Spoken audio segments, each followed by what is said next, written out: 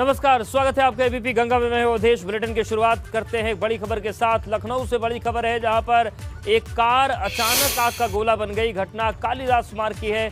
यहां पर कृषि मंत्री सूर्य प्रताप शाही के आवास के पास एक कार में आग लग गई, जिसके बाद सूचना पाकर मौके पर पहुंची फायर ब्रिगेड ने आग पर काबू पाया। तो देखिए तस्वीर, किस तरीके से बीच सड़क पर ही ये कार जल गई।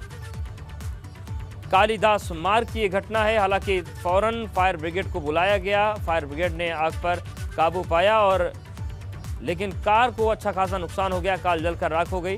कालीदास मार्ग में अचानक कार में आग लगी थी। अनुभव हमारे साथ जुड़ गए। अनुभव, अब क्या कार को वहां से हटा दिया गया है? आग बुझ गई है, कारण पता चल पा रहे हैं क्या?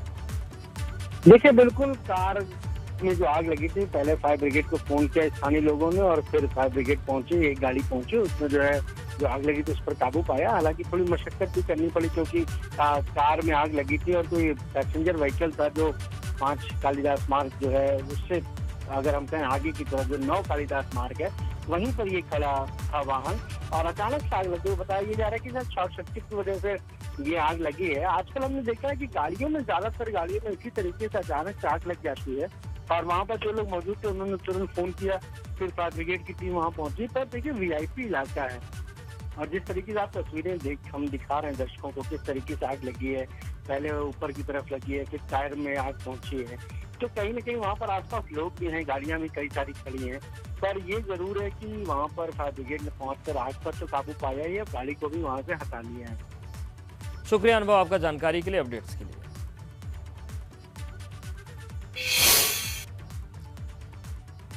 ग्रेटर नोएडा में बुजुर्ग दंपति ने सीएम योगी से न्याय की गुहार लगाई। पूरा मामला कोतवाली बिसरक क्षेत्र का है, जहां 3 दिन पहले दबंगों ने बुजुर्ग दंपति समेत परिवार को लाठी डंडों से पीटा था। अब बुजुर्ग दंपति ने अस्पताल के आईसीयू से वीडियो जारी कर आरोपियों पर कार्रवाई की मांग की है। इतना ही नहीं, पूरे मामले में बिसरक थाना स्थित चौकी राइस चौकी इंचार्ज राहुल पर दबंग हमलावरों से साठगांठ का आरोप लगा है। सभी आरोपी एक ही परिवार के बताए जा रहे हैं, जिन पर बुजुर्ग दंपति आरोप लगा रहे हैं।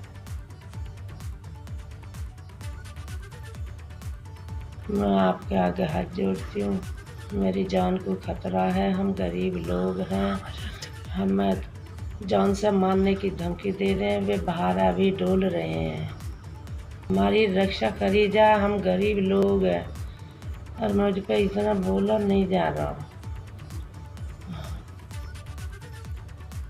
कानपुर में भूमाफिया के खिलाफ बड़ा एक्शन केडीए ने तैयार किया है। 300 भूमाफिया की लिस्ट। भूमाफिया के खिलाफ बुलडोजर एक्शन होगा। एबीपी गंगा पर हम आपको पूरी लिस्ट दिखाएंगे। 6 दिन के अंदर भूमाफिया के खिलाफ एक्शन होगा और 300 भूमाफिया की लिस्ट बन गई है। तो ये इस वक्त की बड़ी खबर। देखिए, एक एक नाम हम आपको दिखा रहे हैं और यही वो लिस्ट है जिसमें 300 लोगों के खिलाफ कार्रवाई का खाका तैयार कर लिया है। तो कानपुर में भूमाफिया के खिलाफ बड़ा एक्शन होने जा रहा है। केडीए ने 300 भूमाफिया की लिस्ट तैयार की है और वो लिस्ट भी हम आपको दिखा रहे हैं और ये भी तय किया गया है कि 6 दिन के अंदर सभी के खिलाफ एक्शन हो जाएगा। पूरे प्रदेश में भूमाफिया के खिलाफ कार्रवाई हो रही है। दनादन बुलडोजर चल रहे हैं और अब कानपुर में भूमाफिया के खिलाफ बड़ी कार्रवाई की तैयारी प्रशासन ने कर ली है। इसमें अवैध तौर पर कब्जा जमाने वाले भूमाफिया की लिस्ट तैयार की गई, जिसमें करीब 300 भूमाफिया का जिक्र है। इनके खिलाफ बुलडोजर एक्शन होगा। एबीपी गंगा के पास उस भूमाफिया की लिस्ट है जिनके खिलाफ जल्द ही बुलडोजर एक्शन करने जा रहा है। इनमें कुल 19 माफिया चिन्हित किए गए हैं, जिनमें चकेरी और कल्याणपुर में 5-5, बर्रा में 3, पनकी और काक दवे में 1 और कोहना थाना में 4 भूमाफियाओं को चिन्हित किया गया है। जबकि कानपुर विकास प्राधिकरण ने कुल 44 भूमाफिया को चिन्हित किया है। इनमें चकेरी में 24, कल्याणपुर में 14, नौबस्ता में 3, पनकी में 2, बर्रा में 1 भूमाफिया चिन्हित हुआ है। अब आपको उन भूमाफिया के नाम पर बताने जा रहे हैं, नाम भी बता देते हैं। चकेरी में आसिफ उर्फ पप्पू स्मार्ट, सऊद अख्तर, संदीप और सुधीर शुक्ला को प्रशासन ने भूमाफिया बनाया है। इसके साथ ही गंगा घाट इलाके में सुरेश पाल और जावेद को चिन्हित किया गया है। बर्रा इलाके में पवन सक्सेना और सुमित अवस्थी को भूमाफिया के खिलाफ चिन्हित किया गया है। इनके खिलाफ 1 हफ्ते के अंदर बुलडोजर एक्शन होगा। कानपुर में भूमाफिया के खिलाफ तैयारी के लिए प्रशासन ने पूरी तैयारी कर ली है। इसे लेकर हमारे संवाददाता रतीश त्रिवेदी ने कानपुर के डीएम नेहा शर्मा से बातचीत की। सुनवाते हैं आपको। उत्तर प्रदेश सरकार का बुलडोजर भूमाफियाओं पर चल रहा है और कानपुर की जिलाधिकारी नेहा शर्मा ने भी नए भूमाफियाओं को चिन्हित कर लिया है। कौन कौन ये भूमाफिया हैं उनसे बात कर लेते हैं। आपने भूमाफियाओं को चिन्हित किया है, कौन कौन है? देखिए, जनपद कानपुर नगर में हम लोग एंटी भूमाफिया के विरुद्ध निरंतर कार्रवाइयाँ कर रहे हैं और इस कार्रवाई में कल भी एक बैठक इसके क्रम में हुई थी। इस पूरे क्रम में बहुत विशेष रूप से 3 मामले निकल के आए जो बड़े मामले हैं और उनपे जिस प्रकार के लोग संगठित रूप से लोगों को बेवकूफ़ बना रहे थे, ऐसे भी लोग हैं। तो इसमें एक बिनगवा का प्रकरण था VACL ग्रुप का, उसमें जो डेवलपर हैं उनको हम लोगों ने भूमाफिया में चिन्हित किया है। उन्होंने काफ़ी लोगों के साथ में फ्रॉड किया है और इस पे हम लोगों ने बहुत ही अच्छा कठोर कदम उठाते हुए उनको चिन्हित किया है। दूसरा एक बड़ा प्रकरण जो कानपुर से संबंधित है, बिकरू कांड से संबंधित है, उसमें भी एक गिरोह है, उनके विरुद्ध में आई थी शिकायत कि उनके द्वारा रेलवे की ज़मीन और सार्वजनिक संपत्तियों पे भी कब्जे हैं। तो उन लोगों को भी हम लोगों ने चिन्हित किया है और इस सभी लोगों को गैंगस्टर में भी उनके विरुद्ध कार्रवाई प्रचलित है। तो जो कार्रवाइयाँ एंटी भूमाफिया में अब हम लोग करेंगे, जो सार्वजनिक संपत्ति है उसको खाली कराना और बुलडोज़र की कार्रवाई जैसा आपने कहा वो भी इंश्योर की जाएगी, क्योंकि कोई भी सार्वजनिक संपत्ति जो है वो उस पर किसी का एक अधिकार नहीं हो सकता है। अवैध कब्ज़ों को हटाएंगे। जी, जय वाजपेयी की बात आ रही है। बिकरू कांड के जो मेन खजांची थे, जय वाजपेयी पर क्या किस तरह से प्रचलित था और अब उन पर क्या कार्रवाई कर रहे हैं? देखिए, गैंगस्टर का मुकदमा ऑलरेडी प्रचलित था और उसमें भी जो पुलिस ने एक आकलन कराया था कि उन पर कितनी संपत्ति है, उस अकूत संपत्ति का साम्राज्य जो उन्होंने बनाया, उस संपत्तियों पर कार्रवाई होना है।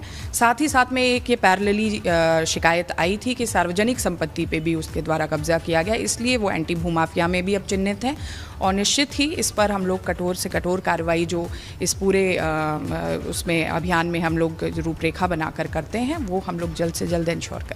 तय माना जाए कि कुछ दिनों में ही बुलडोजर चलेगा? नहीं, बिल्कुल चलेगा एंड कार्रवाई होगी। तो जिलाधिकारी कानपुर नगर साफ तौर पे कहती हुई कि भूमाफियाओं को चिन्हित कर लिया गया है और जैसे कि मंशा उत्तर प्रदेश सरकार की है, भूमाफियाओं पर बुलडोजर जल्द ही गरजने जा रहा है। कानपुर से कैमरामैन पंकज निगम के साथ रतीश त्रिवेदी, ABP गंगा।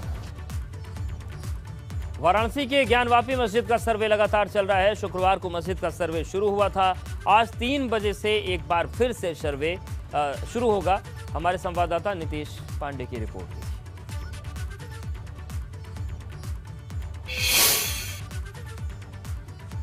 विश्वेश्वर का पुरातन परिसर और जो परिसर आपके सामने है उस परिसर के बारे में जानकारी हासिल करने के लिए कोर्ट के आदेश पर वकील कमीशन यहां पर आने वाला है और जहां पर अपनी जो फोटोग्राफी है, जो वीडियोग्राफी है, उसके माध्यम से तथ्यों के बारे में जानकारी हासिल करने वाला है। तो आप देखिए, जो सामने आपको गुंबद दिखाई दे रहा होगा और इसके साथ ही जो अभी आपको ये बैरिकेडिंग दिखाई दे रही है, इसके पीछे का जो हिस्सा है वो कहा जा रहा है कि वो ध्वंसावशेष है, यानी वो मंदिर का हिस्सा है और इसके ऊपर जो गुंबद दिखाई दे रहे होंगे वो मस्जिद कही जा रही है। हालांकि मामला अभी कोर्ट में है, कोर्ट इसका फैसला करेगा, लेकिन मुस्लिम समुदाय साफ तौर पर यह कह रहा है, अंजुमन इंतजामिया मसाजिद की ओर से यह कहा जा रहा है कि वकील कमीशन को हम यहाँ पर जो बैरिकेडिंग है इसके भीतर नहीं आने देंगे। वहीं पर जो मंदिर पक्ष यानी श्रृंगार गौरी का पक्ष है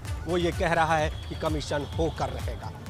तो मुस्लिम पक्ष की ओर से ना है और इसके साथ ही अगर बात करें तो मंदिर पक्ष श्रृंगार गौरी पक्ष की ओर से हाँ है और जो मंदिर का नक्शा है वो आपको ABP गंगा दिखा रहा है और इसके साथ ही जो हकीकत है उसको भी हम आपको दिखाने का प्रयास कर रहे हैं। आप देखिए, जो मंदिर का नक्शा है उसके हिसाब से जो पीछे की जो दीवार बताई जा रही थी, जो चारों ओर से उस वक्त का जो पुरातन नक्शा है उसके हिसाब से इस मंदिर परिसर की ओर चारों ओर दीवारें हुआ करती थी और इसके साथ ही जो दाहिने ओर से आकर जो किनारे का हिस्सा है वहाँ पर श्रृंगार गौरी का मंदिर यहाँ पर मौजूद है यहाँ पर, और इसके साथ ही जो अवशेष है वो भी आपके सामने मौजूद है। तो कोर्ट अब इस मामले को लेकर सुनवाई करेगा आगे और अभी इस मामले के तथ्यों की जानकारी के लिए यहाँ पर वकील कमिश्नर आने वाले हैं। तो देखना ये होगा कि कमीशन की जब कार्रवाई होगी तो कौन से वो तथ्य हैं जो सामने आएंगे और मंदिर के भीतर आखिर क्या है, क्या वकील कमीशन भीतर जा पाते हैं, क्या मुस्लिम समुदाय इसका विरोध करता है, कानून सम्मत अगर विरोध करता है तो वो तथ्य क्या होते हैं। और आने वाले दिनों में एक बार फिर से विश्वनाथ मंदिर पुरातन विश्वनाथ मंदिर परिसर जिसे कहा जा रहा है, उसे लेकर कौन से तथ्य सामने आते हैं। कैमरामैन विशेष के साथ नीतीश कुमार पांडे, एबीपी गंगा, वाराणसी। तो ये पूरा मामला कानूनी है, ऐसे में जो वकील हैं वो क्या कह रहे हैं और किस तरीके से कानूनी प्रक्रिया आगे बढ़ पाएगी, इसको लेकर नीतीश ने बातचीत की शुरुआत की। अधिवक्ता भी जो कोर्ट कमीशन है उस पर ऐतराज जता रहे हैं। जी तो क्या है वो ऐतराज़ ये है कि कमिश्नर महोदय सुचारू रूप से और विधिवत जैसे होना चाहिए कमीशन, उस तरह नहीं कर रहे हैं, बल्कि एक पक्ष की तरफ से पक्षकार बन के वादी की तरफ से वादी जैसा कामों कर रहे हैं। कैसे कह रहे हैं? उनके कार्यों की शैली से, उनके कार्यों की शैली से। अच्छा, तो क्या किया है? हमने एक दरखास्त दी है उनके खिलाफ और उनको सूचना भी दे दी है हमने, और वो आएंगे तो 2 बजे के बाद पेश होगा तो देखा जाएगा। किसके यहाँ? सिविल जज सीनियर डिवीजन वाराणसी क्या क्या मांग हमारी है कि कमिश्नर महोदय को बदल दिया जाए। तो कमिश्नर यानी वकील कमिश्नर को बदलने की मांग को लेकर जी बस बोलना चाहता हूँ। ऐसा है, मैं भी राखी सिंह की तरफ से अधिवक्ता हूँ, मेरा रिट में नाम नहीं था इसलिए मैं मौके पे नहीं उपस्थित हो पाया। देखिए ऐसा है कि कमीशन की जो कार्रवाई होती है वो एक फैक्ट फाइंडिंग कार्रवाई होती है। कमीशन की जो कार्रवाई होती है वो एक फैक्ट फाइंडिंग कार्रवाई होती है। अभी कोई डिक्री पास नहीं हुई है, चूंकि सच्चाई सामने आ रही है, चूंकि चीजें अब तहखाने की चाबी आज तो डीएम साहब ने कह दिया कि अगर कमिश्नर महोदय मांगेंगे तो हम दे देंगे। बस उसी लिए सारा ये जो है व्यवस्था बनाई जा रही है क्योंकि उसको किस तरह से प्रोलॉन्ग किया जाए, बस और कुछ है नहीं। तो एक और हिंदू पक्ष से भी जुड़े हुए लोग हैं, यानी जो श्रृंगार गौरी पक्ष से हैं वो भी हैं, और दूसरी ओर जो मुस्लिम पक्ष से जुड़े हुए अधिवक्ता हैं उन्होंने कोर्ट में अर्जी लगाई है और वकील कमिश्नर को बदलने की मांग की है। इसे लेकर आज 2 बजे सुनवाई है और ये देखना होगा कि 2 बजे की सुनवाई में क्या सामने आता है। कैमरामैन विशेष के साथ नीतीश कुमार पांडे, एबीपी गंगा, वाराणसी। ज्ञानवापी मामले को लेकर एआईएमआईएम चीफ असदुद्दीन ओवैसी के बयान पर अखिल भारतीय संत समिति ने राष्ट्रीय महामंत्री ने तीखी प्रतिक्रिया दी है। स्वामी जितेंद्रानंद ने कहा कि ओवैसी को ऐसे बयानों से बचना चाहिए। एबीपी गंगा संवाददाता नीतीश पांडे से खास बातचीत में अखिल भारतीय संत समिति के राष्ट्रीय महामंत्री ने और क्या कहा, सुनिए। ज्ञानवापी मामले पर इन दिनों सर्वे जारी है और इसी बीच इस मामले को लेकर राजनीति भी शुरू हो गई है। असदुद्दीन ओवैसी का बयान भी सामने आ गया है और उस बयान पर प्रतिक्रिया के लिए एबीपी गंगा स्वामी जितेंद्रानंद सरस्वती जी के पास पहुंचा है। स्वामी जी, असदुद्दीन ओवैसी का ये बयान किस दिशा में और आपकी प्रतिक्रिया क्या है? ओवैसी जी पढ़े लिखे और एक जहीन इंसान हैं, संविधान की उनको समझ है। उन्हें पता होना चाहिए कि जिस स्पेशल प्रोविजन एक्ट 1991 की बात कर रहे हैं, वर्शिप एक्ट की, उस एक्ट के बारे में क्या उनके वकीलों ने जो यहाँ पर सुन्नी वक्फ बोर्ड की तरफ से प्रबंधन समिति है इस मस्जिद की, कोर्ट में नहीं रखा होगा, अथवा यहाँ से फैसला आने के बाद हाई कोर्ट में ये विषय नहीं गया था, वहाँ पे वकीलों ने बहस नहीं की थी क्या? तो इसलिए यह कहना कि बगैर आपको सुने ये कोई फैसला लिख दिया गया और इससे हिंसा का रास्ता खुलता है, तो ये तो सरासर धमकी आप दे रहे हैं देश में।